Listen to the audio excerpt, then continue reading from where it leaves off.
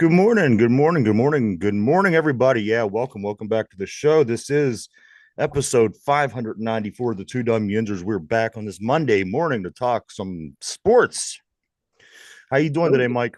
Oh, I'm fired up, baby, because the next time the Steelers play, it means something. That's right. That's right. Oh, I That's can't right. wait. But yeah, I'm Uh, fired up today.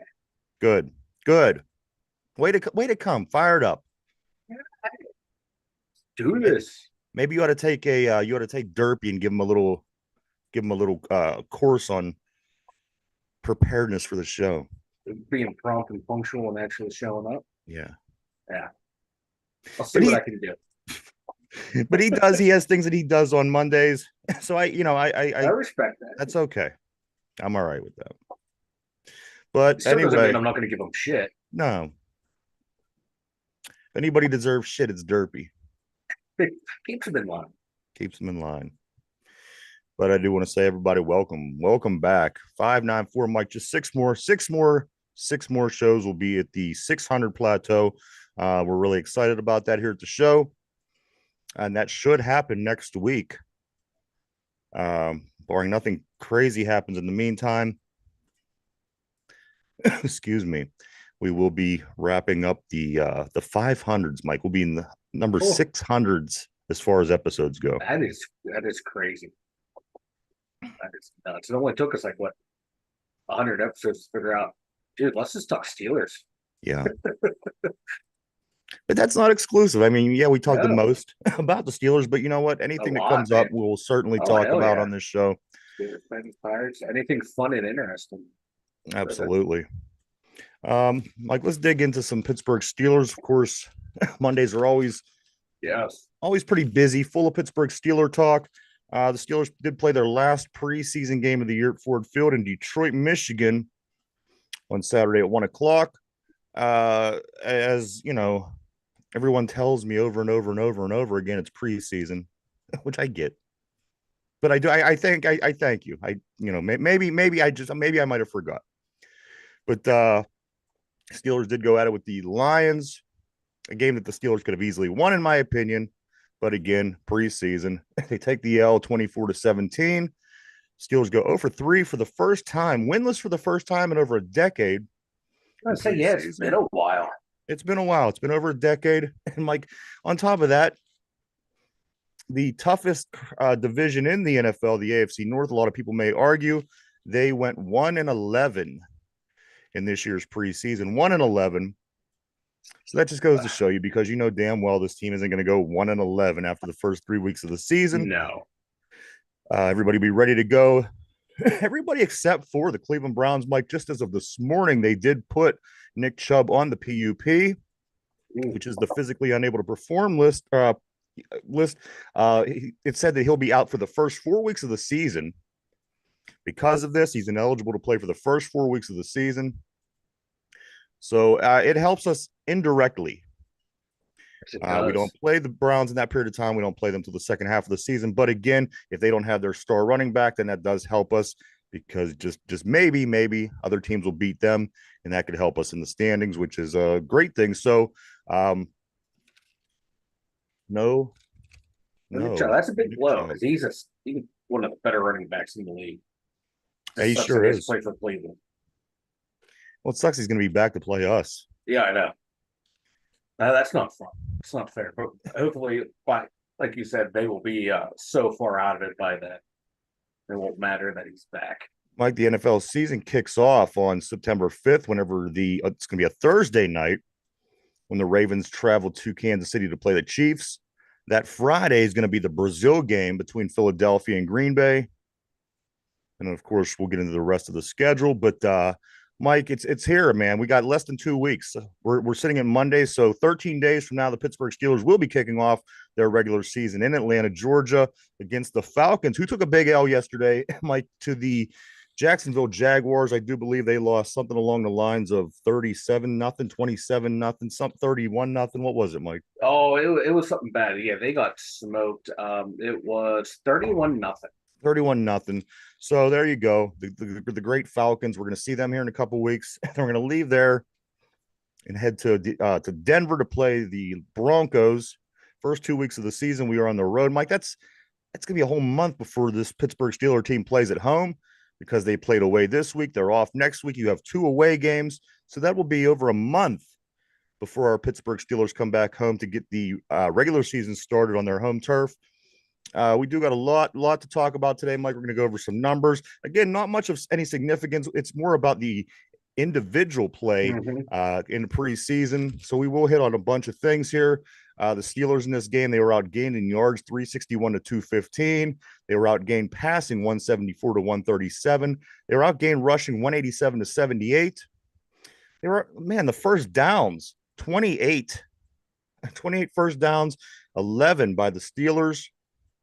Total plays, though, this is the one. I mean, this is what allowed that. Total plays 74 for the Lions and just 43 plays for the Steelers. Penalties, Steelers had 7 for 54 yards. The Lions had 10 for 45 yards. Both teams lost a fumble. The Lions threw an interception, and the Lions led time of possession in this game by roughly 10 minutes. But again, preseason, this isn't really what's relevant. We managed to have 4 sacks in the first quarter. That was and listen, that first quarter, of course, is what's important. Yeah. Because not only did you see who the projected starter is, and because Mike Tomlin told us a long time ago, you and I were talking a little bit about this off the air, how they wanted to make a thing. They wanted to make a quarterback controversy. ESPN, everybody. It wasn't just Yeah. this, local media. But from the very beginning, Mike Tomlin told us that Russell Wilson will be the starter. As long as you paid attention, you're going to be okay. Yeah. He said he had the pole position. It's going to take something from Fields to wow us to cause Wilson to lose that spot. And I liked what I saw from Fields, but there was some stuff out there. That's why he's struggled in Chicago. We're seeing it here. But Wilson, man, he came out there. He had a bad week 2, week 3. He went out there, moved up and down the field, man. That's what you wanted to see out of him. Nice, crisp. Yes, it was preseason. Yes, it was backups. We won against for the most part. But this is what we wanted to see. And this is how you should perform against the backup. So that's, it was comforting to see. Mike, let me ask you this. Say Justin Fields wouldn't have fumbled the ball as many times as he did in this preseason. Would this be a little bit more closer of a competition for you? And again, we know that Tomlin already announced that Russell Wilson being the starter, and I'm cool with that. But would it have made it any more interesting for you if Justin Fields wouldn't have lost the handle on the ball? I could think of at least 3 times off the top of my head. Does that make a difference to you, or are you pretty much Yeah. sold on the fact that Russell Wilson was the man no matter what happened, as Mike Tomlin said, prior to this?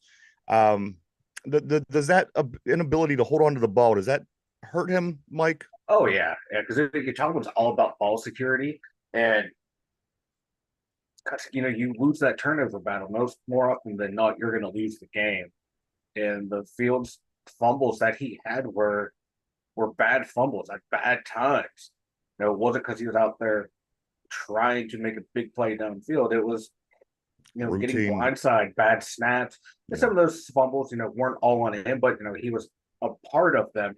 So yeah, if he would have been able to play clean football, have no turnovers, it would have been closer. But I think at the end of the day, it still would be Russ, because it will be easier to go from Russell Wilson to Justin Fields than from Fields to Russell Wilson at that point.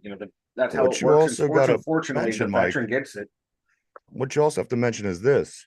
Russell Wilson had the same offensive line in front of him.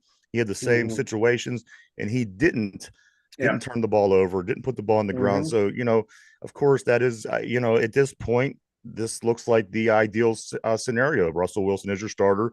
Justin Fields is your backup. And, don't get me wrong. I recognize that Justin Fields has an amazing athletic ability. And if, he turns the ball up the field, he could turn a non-play into 22-yard gains just like nothing. Yeah. Don't get me wrong.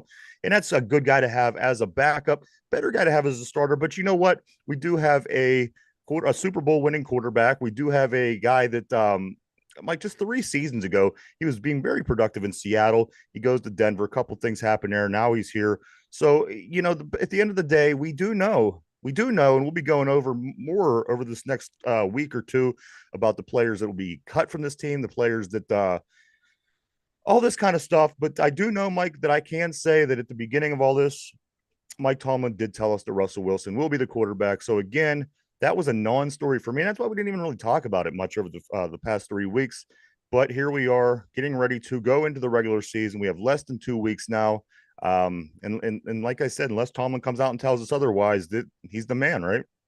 Yeah, he's the man, and he was from all camp long, even with the injury to Wilson and Fields getting all that playing time, practice time.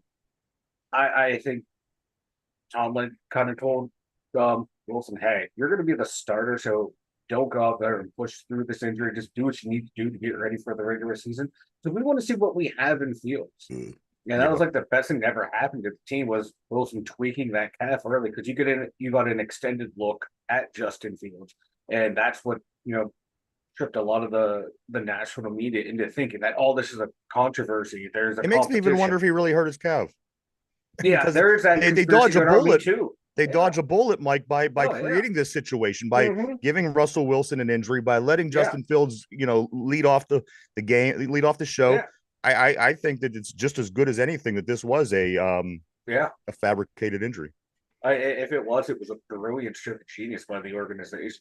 Yeah. Because you didn't have to put him on the IR. Just say, hey, just say you tweaked your calf, and we're going to arrest you. And you get a lot. They got a long look at Because they Fields. generally don't put quarterbacks on the sled, I can tell you that. Yeah. Mike, let's go over a few numbers here. Numbers by the quarterbacks for this Mhm. game for the Steelers.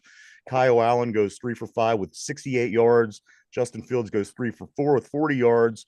J.R. Plumlee goes 3 for 4 with 32 yards. And Russell Wilson goes 2 for 2 for 26 yards. You put them all together, that's not a bad game by a quarterback. Mike, does all four of these quarterbacks did they make the cut?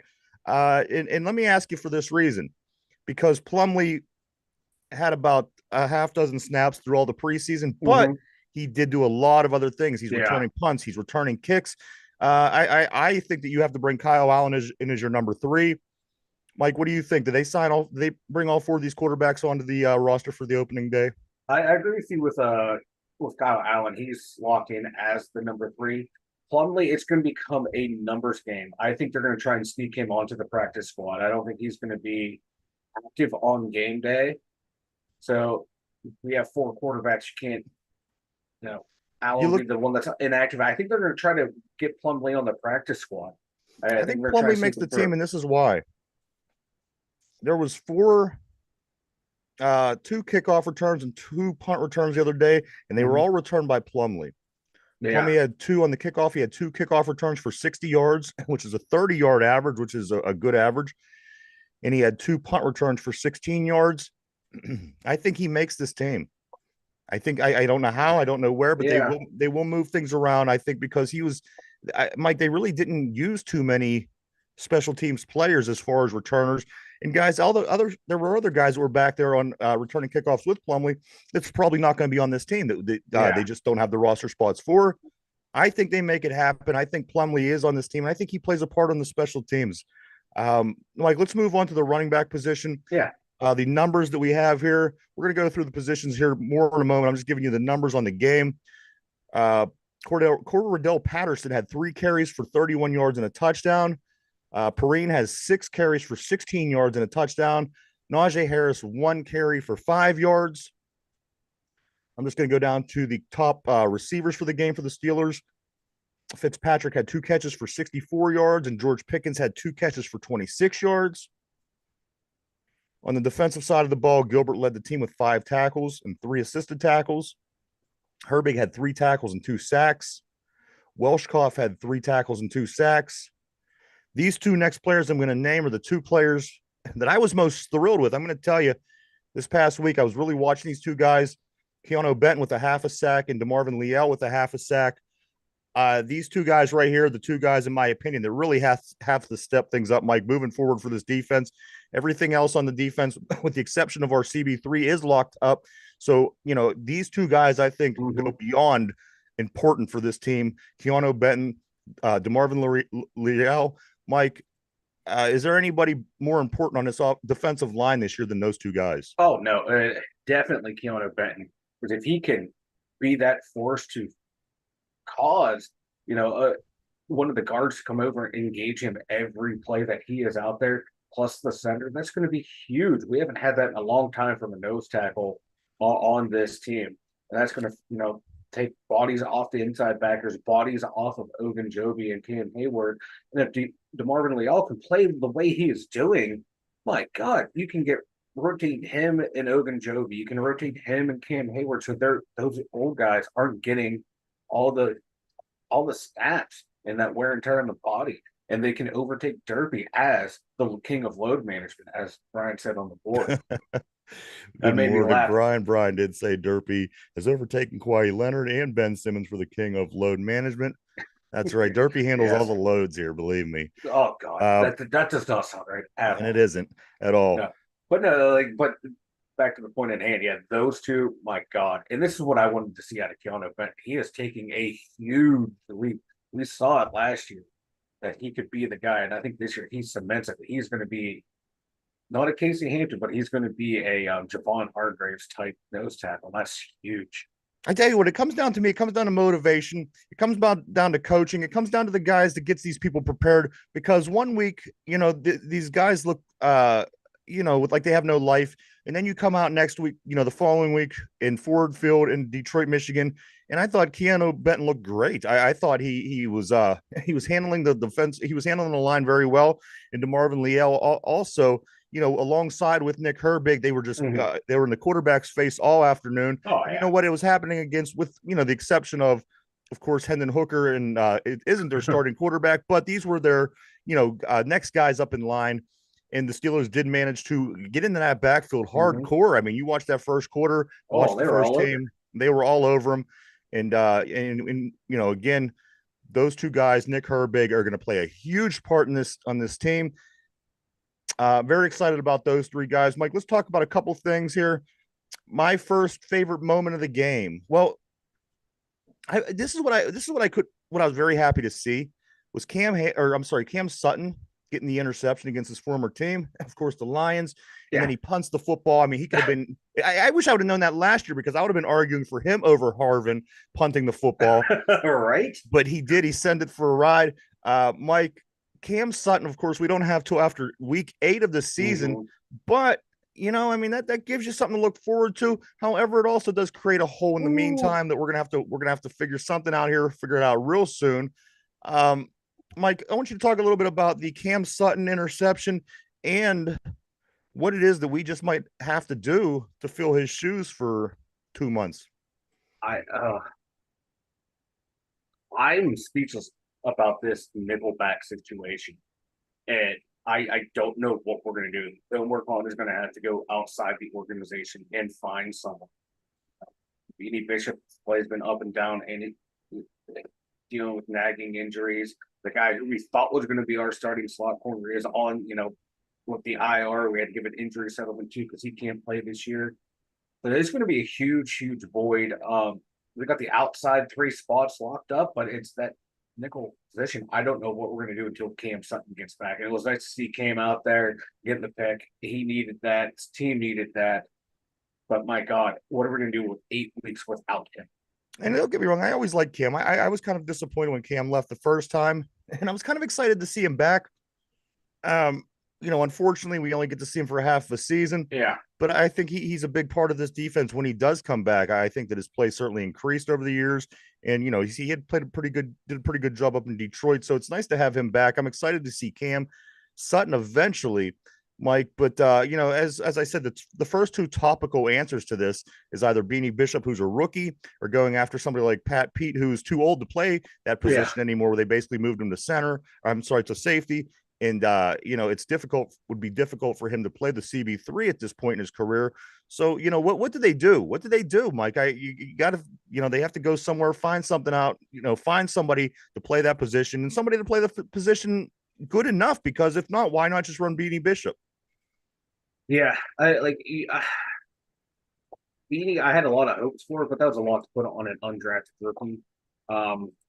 I think down the line he can eventually become a guy like a Mike Hilton was, but now is not the time. And Omar Khan, that's going to be one of the positions he's going to be looking at on cutdown day. Okay, who didn't exactly make a roster that should have made a roster? It can help us. I definitely, nickel is where he's going to have to look.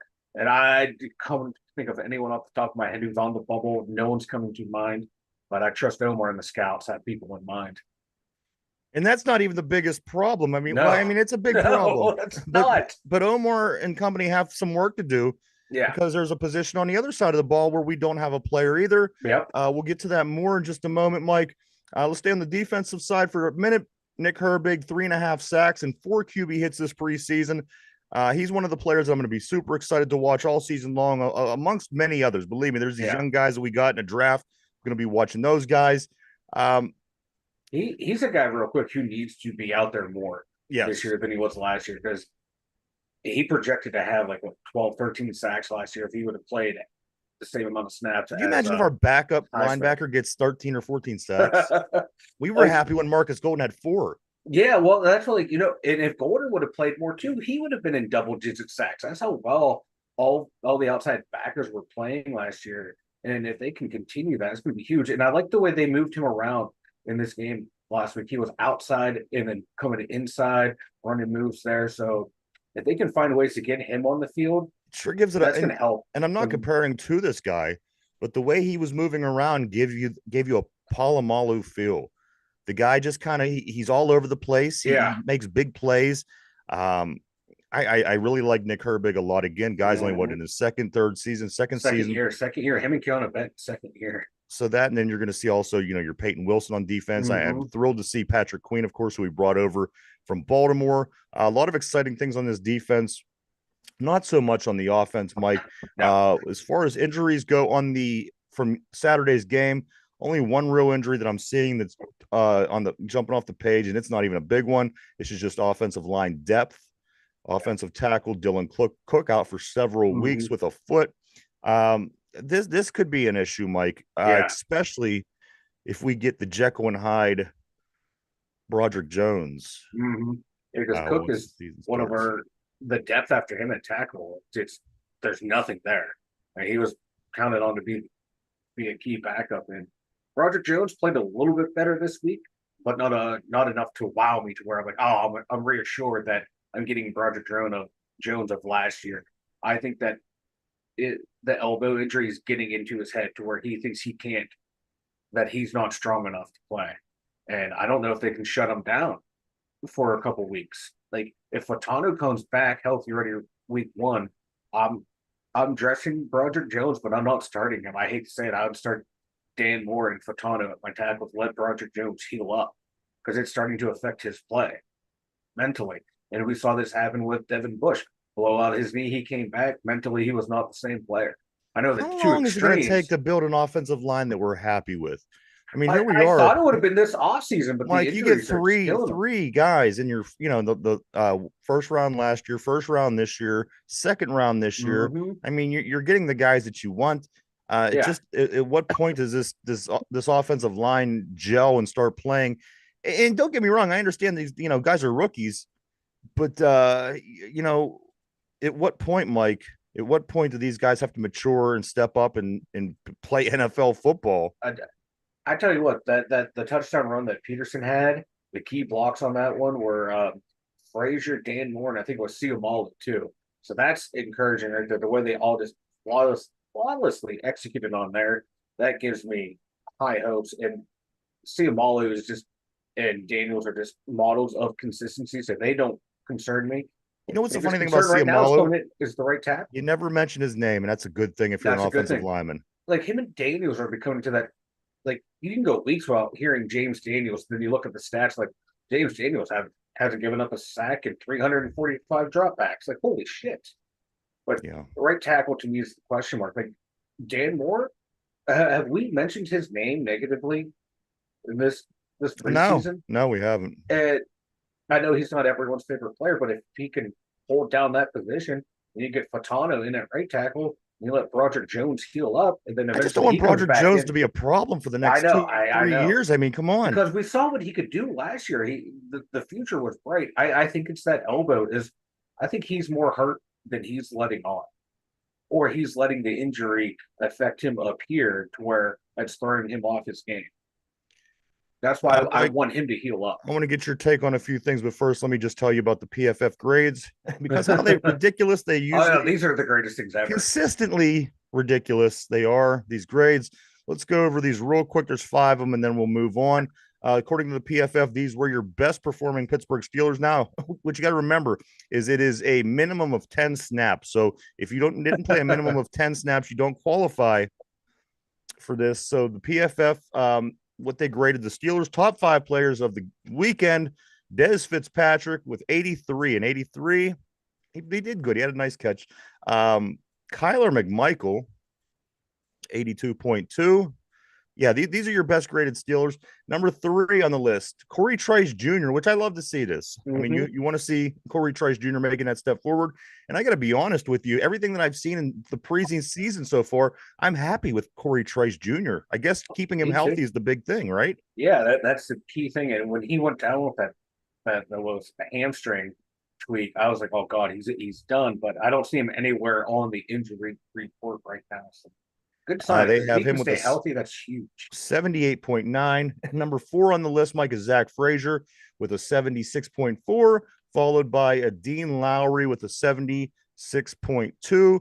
According to PFF, those are your 5 strongest players of the weekend. Of course, don't forget that it only, Russell Wilson, he played about 5 snaps, if that. If that, yeah.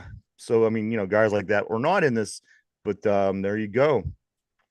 Mike, I want to ask you a few questions. Who impressed you the most in this last week? I know, a lot of guys that aren't going to be here needed to really go out and ball out this weekend, to catch coaches' eyes, try to make the team, try to make the practice squad, or even try to be good enough so other teams may pick you up. Mike, who impressed you the most this weekend from the Steelers? I'm going to exclude the guys we already talked about, like Herbert and Keanu Benton, because I expected that kind of jump from those two. Corey Trice Jr. on defense, he impressed me. We're seeing why he was called a steal of the draft last year. If he can stay healthy, people are already talking that he could potentially bump Dante Jackson to cornerback 3. Like he can be that guy. Supplanting, taking a starting spot. If that happens, that's awesome because you have 3 top play corners. And then on offense, Des Fitzpatrick. I think he's going to make this team primarily. He's going to be one of the gunners on the punt team. He's showing that willingness to go down there and play like we haven't seen since Darius Hayward Bay. And I like some of the stuff he was bringing to the offense. I don't think he's going to be an every down offensive player, but I think he's locking down as one of the gunners on this team. He makes there. I just like the way he's playing on offense and on special teams. Mike, who disappointed you the most this weekend? The entire slot corner position. Just everyone who went out there and played slot. We were getting burned on that for a while. Yeah. Right in the middle of the field. Yeah. So how many times was that pass? It was that wide open. Yeah. That's that right there. On offenses, some of these backup offensive linemen we're never going to see. I'm not talking about McCormick or Spencer Henderson. I'm talking about these guys that are fringe roster spots guys. I didn't like the way they played down the stretch. Like, who surprised you? Did anybody surprise you? Did anybody break out this weekend that you thought, wow, that now I have a chance? They didn't catch my attention too much up to this point, where I think maybe a Fitzpatrick could fall into that category, which you can certainly use, go back and pick, use same guys if you need to. But who would you say surprised you? Did anybody surprise you? Definitely Fitzpatrick. And definitely, I know people are going to hate this, but Dan Moore Jr. Yeah. I don't hate Dan Moore. Like a lot of the Steeler fan base hates Dan Moore, but there's a reason why he's played 49 out of 51 eligible games. He's not the greatest. He's not the worst. He's surprising me. If he can just be steady and solid over there till Roger Jones can get healthy, I think the line's going to go forward. But yeah, and I would throw even Russ. Russ surprised me. I thought we got sold a bill of goods after last weekend. It's up. It's got to be between the years. All right, yeah. It's got to be between the years with Russell Wilson, because he either comes out and plays like a turd like he did last week, or he comes out and does what he did yesterday. Yeah. I mean, come on, that's the same guy. Yeah. And that's kind of what we saw the past 2 years in Denver. Definitely year 1, he was atrocious. There, year 2 in Denver, he played much better, but still had instances of like, Russ, what the hell are you doing? I was pleasantly surprised by the receivers this preseason, Mike. Not a Hmm. lot of drop passes. This No, is something that you send Deontay Deontay Johnson out of town, and he's had some dropsy issues over the years, and hmm some problems. I like to see these young guys, and these other guys came over from the Rams. Like, they don't drop passes, and no. that's very encouraging. Yeah, I don't know if you recall, what, 3 or 4 years ago, it was it Ben's last year or whatever. The year we went 11, started 11-0, and the whole entire team forgot to catch. You remember that? It yeah. wasn't just It Johnson. was the second half. It No was one could the catch. whole Yeah, entire team. Mike, these young guys, this set of receivers, and I hope we get something else in the meantime to fill that yeah. spot. But you know what? The receivers that I seen, they didn't disappoint me. No, no. Credit to the receiver coach. What it's his first year in Pittsburgh, and the way he is holding these guys accountable, I'm loving to see that from an assistant coach here. And it's from George Pickens on down. He's not afraid to get in George's face, and he's not afraid to get in the last I guy's love face it. I on the love depth it. chart. I love it, Somebody needs to and be able to like, get in the receivers' faces and they're responding to it. because you're right. Because receivers are a hard group to deal with. I They mean, no are, no questions asked. And the fact that this dude is able to come in and do what he does yeah. and has been successful so far. Mike, do you have any scoop? Do you know anything about Roman Wilson moving forward? I think that he's a big part of this as well. He went I down early, haven't and I haven't heard his name since. I haven't heard anything either because I know they're bringing him back slowly. They don't want to rush him back. They want him to be as close to 100% you can be at this time of the year to get out there and play. I know he was disappointed he didn't get to play in the preseason, especially this week. But it wouldn't surprise me in those first 4 games to see him at some point in there. But I haven't heard anything. But because I remember when he went down, they were saying like he might miss like the first game or two, and I think it still might be holding to that, which sucks because I want to see him out there I because tell you what, before he when he went down, he was doing well in when he training. comes out and he does well and he makes a catch, I think the crowd's gonna go crazy. Oh, they are, They're yeah. gonna go crazy. And I think he's going to fit in nice with what they want to do in offense. Yeah. Mike, let's do some grades here. It is the half hour point of the show. We gotta go through some grades. Mike, quarterbacks. What do you give these quarterbacks for their production, for their Ooh, performances, for what they did on Saturday in Detroit against the Lions? Mike, graded A through F. What do you give the quarterbacks? let's go with a B minus just because of the Fields fumbles. Okay. But like, I like the completion percentage we saw at I mean, all 11 of yards them, they per all played a good completion. game. Yeah. So All things considered. all I things mean, it was considered, four, Mike. It was 14-0 right off the top. yeah. That's with your two starting quarterbacks, Yep. basically you want to call them, and then it was 17-14 at halftime, I do believe. The quarterbacks I thought played well, Mike, and I think that Kyle Allen does make it on this team. Yeah, I think he does too. And you know what, the guys came out and they played like they've been being complained about all week long last week. You know what I Yeah. mean? They came Yeah. along, they performed well. They looked good in the pocket. I mean, yeah, it still crumbled in a little bit on them. But again, this is only the third time these guys played together in a game on the offensive line. Mike, let's move to the running back spot. Of course, we do know the long touchdown by Patterson. We know that Najee had a run for 5 yards. Not much to go off of in this game, but what do you grade these running backs? Oh, it's kind of hard because that offensive line was not run blocking well either. I'm gonna go C minus. Yeah, we had the touchdown. We had some long runs, but you go down the stat list. Cordell Patterson, 31 yards. It all came on one run. P. Ryan, 16 yards, 11 came on one run. So we had some nice hitters there, but it's hard to say because once that top offensive unit came out, they did the poo run game. So conservatively, I'll go C. Given you might be able to give an incomplete on this one. I don't have much to go off of, Mike, but from the tight end position, what do you grade? What do you grade these guys? Yeah, I'm more or less going to go incomplete as well. Like no one stood out negatively or positively for me in there. It was just All right, Mike. I wasn't a tight end junkie this game. I wanted to get this game over with. Offensive line. Hmm. Another mixed bag because that first team unit was just dominant out there. But then as the game went on, it was just got ugly. Another C minus. All right, let's jump on the defensive side of the ball, Mike. What do you give the defensive line? Now we're talking Keanu Benton, we're talking DeMarvin Leal, we're talking all these guys. What do you give the defensive line? Well, again, starting unit, great. Once we started whittling And that's all we people, care about putting because the people in, rest of the guys aren't going to be on the team in a I was just couple giving a days. composite average shit. Yeah. The starters, fuck, dude. Give me a B plus. I thought they played fun. All right. Linebacking core, Mike. I'd argue that this might be one of the better linebacking cores in the league. Inside out. And that's just your starters. That's not even naming your backups. I think your backups are just as good as some other teams' starting linebacker cores with Peyton Wilson and with Nick Herbig.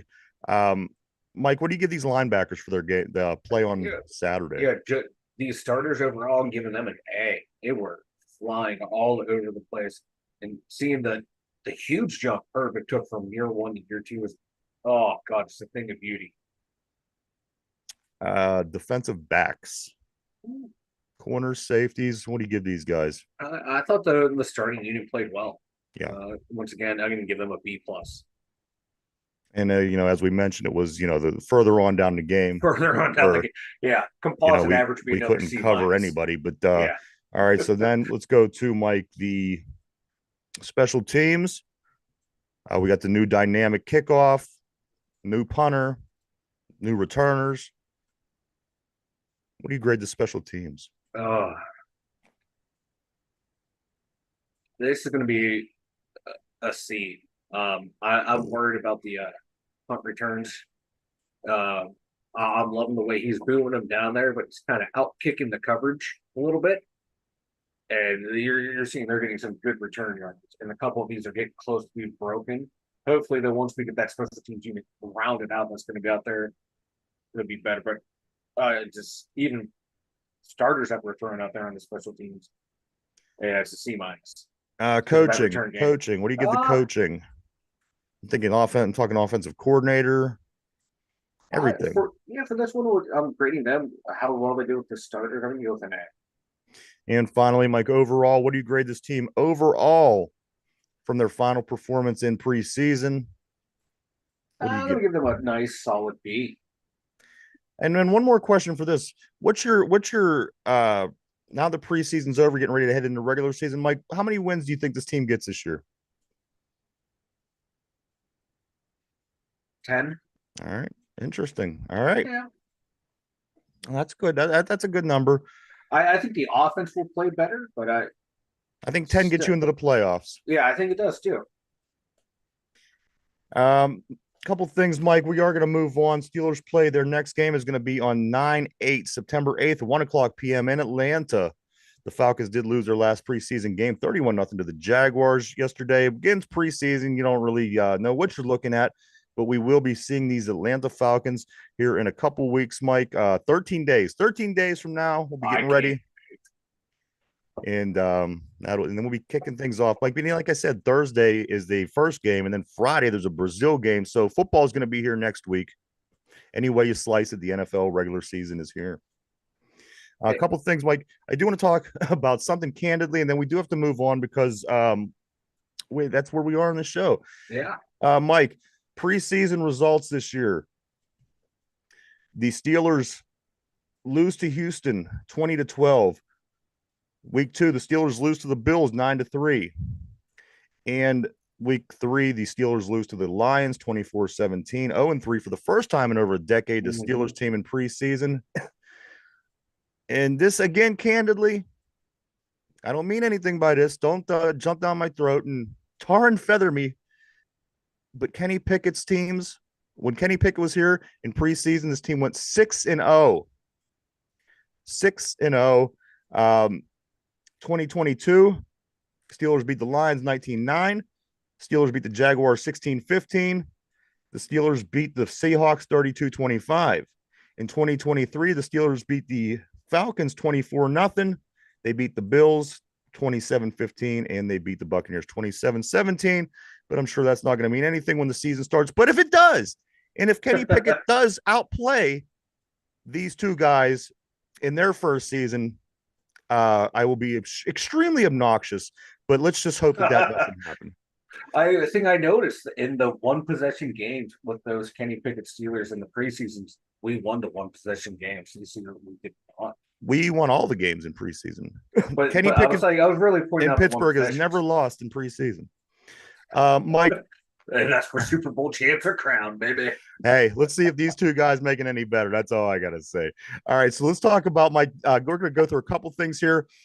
NCAA football back at it yesterday over the weekend. I'm sorry, Oh yeah. a big upset. I love this upset. Georgia Tech 24. They beat uh, Florida State 24-21. They kick a field goal at the end of the game to win it. I love this. Florida State going down early is one of the Oh, best things that I've seen I love it. in a while. But Mike, the real games they come this weekend. Pitt does host Kent State at Saturday, 12 o'clock. Let's go Golden Flash, baby. Penn State goes to West Virginia, who's looking On for Murders. revenge this Saturday at 12 o'clock in Morgantown. And for Derpy, who's not here today, Akron. Akron is going to be traveling to number 2 Ohio State. They know how to They know how to open up a schedule. And they got the 3:30 start on that Saturday as well. Mike, the Riverhounds were back in action this weekend. They beat the Birmingham Legion FC 3-0. 3-0. They won. Next, they play Indy 11. That game is Saturday at 7 o'clock. Of course, everybody knows I like to keep up with Caitlin Clark. They were back at it over the weekend, Mike. They took the L 90-80 against the Lynx. The Fever now sits at 13-16. Clark had 23 points, 5 rebounds, 8 assists. They play the Dream. I think they're the Atlanta Dream tonight. Dream comes in with a 10-18 record. That game is at 7:30 this evening. And finally, the Pittsburgh Pirates. Good. All right. They won 3 out of 4 in this series. Pirates did they won 6-5 on Friday night, where they were down 5-0 in this game. They came back and won 6-5. Saturday, they lose to the Reds 10-2. And on Sunday, they beat the Reds on a Grandel walk-off home run, 2-run walk-off home run to win the game. They host the Cubs next. The Cubs come to town for 3 starting today. The Cubs are 65-66. Game 1 of 3 is today at 6:40. Pirates come up with a 62-68 record. Probables are Mitch Keller with an 11-7, a 3.76, and 134 strikeouts, going up against Jamison Taillon, Mike, who has an 8-8 record, a 3.77, and 101 strikeouts. Paul Skeens, Mike. So Mitch Keller has 134 strikeouts. Paul Skeens has 130 strikeouts. And remember, he started about 6 weeks after the season started. I don't think Mitch missed any time. Just kind of goes to show you what Paul Skeens is doing. Paul Skeens will be pitching game 3 against the Cubs when we have not named our starter for game 2 yet. So the Buccos go on a 10-game losing streak, then follow that up by winning 6 out of 10. Mike, I mean, and with the schedule they have, they could seriously finish strong. If that 10-game losing streak didn't happen, this team would be in contention. It's a sad thing. We finish up against the Cubs. We go to Cleveland, which might be the toughest series we have left in the season. Then I think it's more Cubs, more Reds, more teams that we can very well beat. And we might start getting healthy at the right time. So it's just unfortunate. It's unfortunate you lose 10 in a row over that period of time, because that pretty much put a hole in the sail. That was it, in my opinion. They pretty much have to win. They got to win a lot of games to even get back in this. Brian on the board saying game 2 is Jared Jones, which I'm thrilled to hear. Yeah, that's true. That's out over the weekend. He did pitch in AAA last week. Yeah. Again, you're getting healthy at the right time. You're going to get Gonzalez back. You're going to get Andrew McCutchen back. You're going to get Brian Hay. So it's coming together for this team. If you just wouldn't have lost 10 straight, you'd be able to make a decent little run here. That isn't what happened. All they had to do was go 500. Yeah. And that's just, or even 4-6, and you would have followed up with this. You'd be just right not where going you were. 0-10. Come on, that's That's Bucko baseball, baby. Division looks like this: Milwaukee atop, St. Louis 10 games out in second place, Chicago 10.5 games out in third place. The Reds lose ground in the division. They dropped to 12.5 out after this 4-game series with the Pirates. Yet the Pirates didn't seem to gain any ground. Here they are sitting 13 games out, still 8 games out of the wild card spot. Nothing seems to affect this team in the positive. Sometime you lose all them games, you drop. You lose 3 out of 4, you don't gain anything. So that just goes to show you how hard it is to gain back once you fall back in baseball. Very difficult to come back. I always say this. A couple notes from the weekend, though. Mike Aroldis Chapman, he now has 1,226 strikeouts on the season, or I'm sorry, in his career. That is fourth most among reliever pitchers of all time. That's not just the lefties like his last record. This is the fourth most strikeouts amongst relief pitchers of all time. I like the fact he's on our team. Oh, me too. And he's putting it together down the stretch. That's what you like to see. I like Chad. I like him a lot. Um, and also my couple other interesting numbers here. Rowdy Tellez on Saturday night, he hit a home run and he pitched a perfect ninth inning. I don't know if it was was it perfect? Did he get anybody on base? I can't remember. Hold on, I'm gonna pull it up. What I do know is his ERA, Mike, so far in his career is 0.00. He did pitch with the Brewers last year. Hasn't given up any runs. He threw a mean 56 mile per hour fastball in the he game did give against up the a hit. Reds. He gave up a hit. He gave up a hit. Yeah. I think, geez, oh man, he's pitched 2 innings, Mike, in the majors.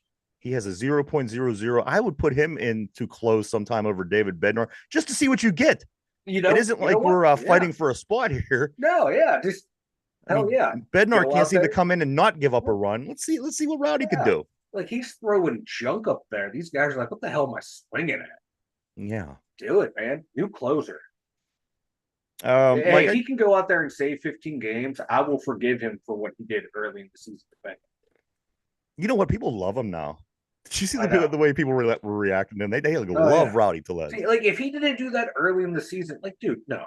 I would be full on board with my fellow fat guy. Like, Mike, he's the fourth best hitter on this team. If you go look at the Pirates statistics, he's literally the fourth best hitter on the team this season. Yeah.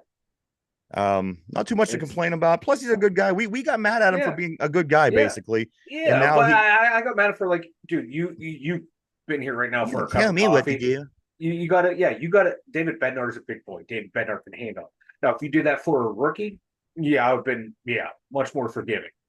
But no, David Bednar is an all-star. He can handle some boos from the fans. As much as I want to continue talking about the Pirates, let's go back to the NFL. Mike can run down through these scores. You and Derpy did have your picks. We do have a winner, but I'm not going to announce it until tomorrow because Derpy will be back tomorrow. Let's go through these scores here. See how we looked over the weekend, and we will start getting ready to wrap it up. The 2 games on Thursday we talked about last week. It was the Colts over the Bengals and also the Bears over the Chiefs.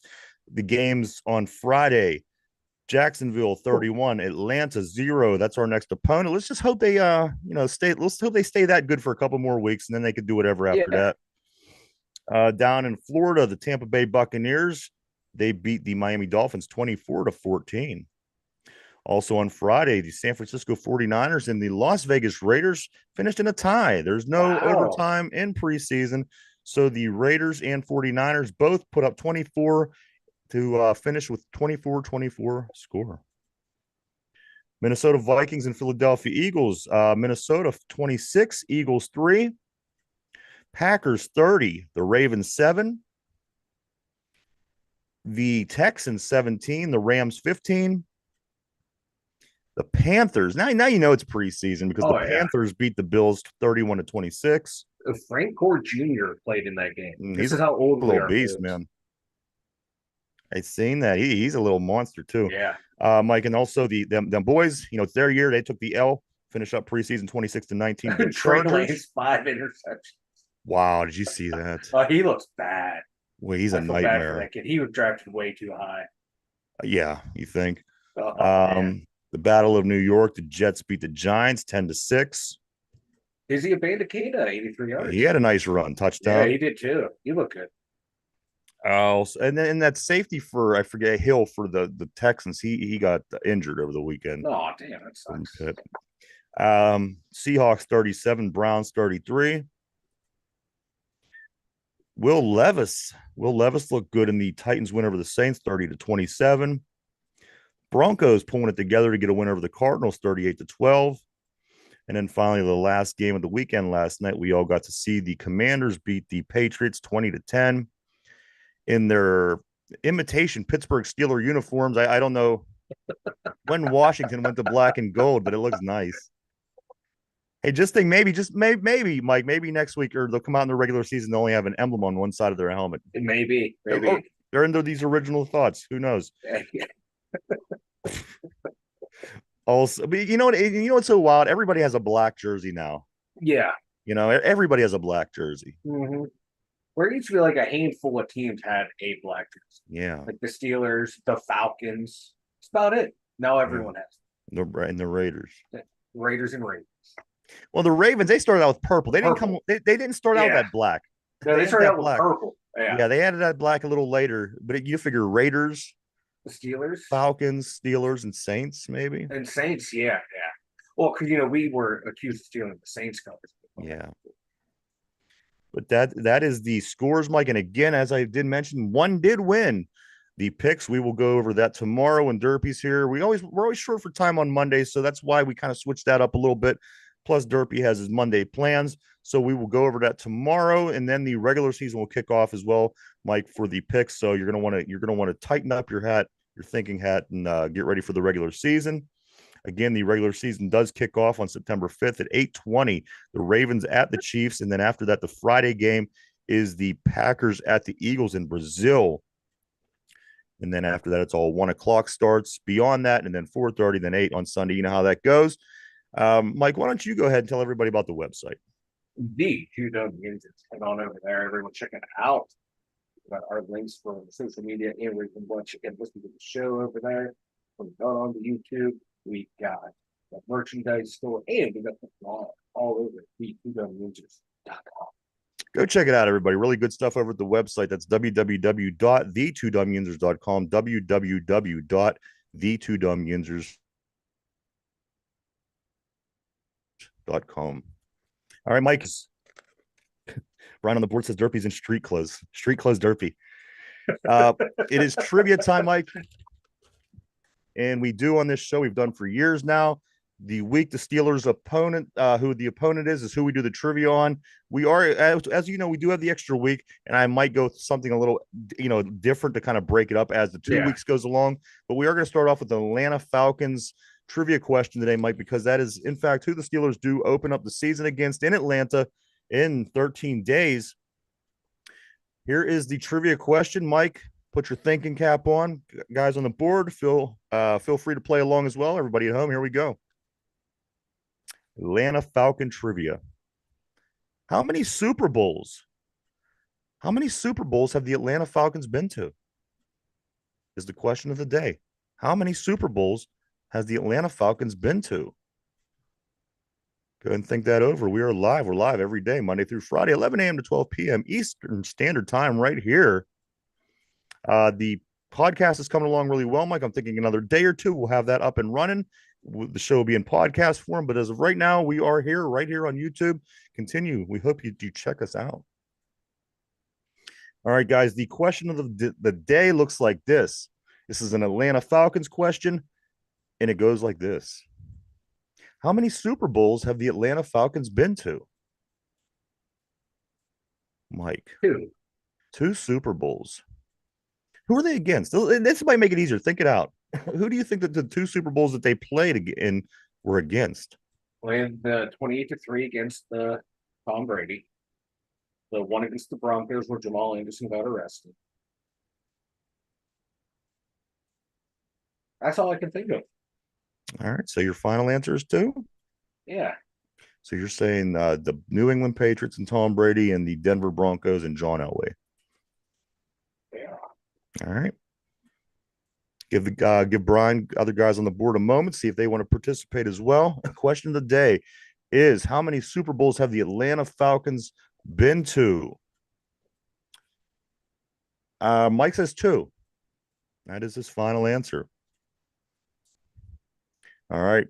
How many Super Bowls have the Atlanta Falcons been to? Mike, two. That is correct. Yeah, baby. They lost to John Elway and the Denver Broncos by a big time in 1998. And then they also, of course, lost to New England after they were up 28-3 at halftime. And those were the only two. Mike, can you tell me who the two quarterbacks of those two Atlanta Falcons Super Bowl teams were? Matt Ryan. Who was the Dirty Birds quarterback? I Mm-hmm, can't mm-hmm. remember. Um, I'll give you a hint. He was prior to being the quarterback for the Dirty Birds, he was a quarterback for the Houston Oilers. See if that helps. Now the only Oiler quarterback coming to mind is McNair. Chris Chandler. Chris Chandler Oh, was number 12, right? number 12. Yeah, there we Dirty go. Birds, Chris Yeah. Chandler, Jamal Ah, Anderson, Andre Rison. That was a yeah. nice team. That And was you a know what? nice That team. team, 14-2 in 1998, did beat the 15-1 Randy Moss rookie season Minnesota Yeah. Vikings on a sure-footed Gary Anderson missed field goal. And that allowed the Atlanta Falcons to go on and take on the Denver Broncos in the Broncos' second consecutive Super Bowl. Yeah, I thought that team would have had a chance. It was that Broncos team, but no, going out and partying at 4 Super Bowl. Not a good, not good. You know what? They gave it all, and they gave it all against Minnesota. You know Yeah, what I you mean? did. Minnesota was 15-1. Is a really good Yeah, team. I think Dante Culpepper, Randy Moss, yeah. Chris Carter. They had a really good squad. And that And you know defense, what? John Randall.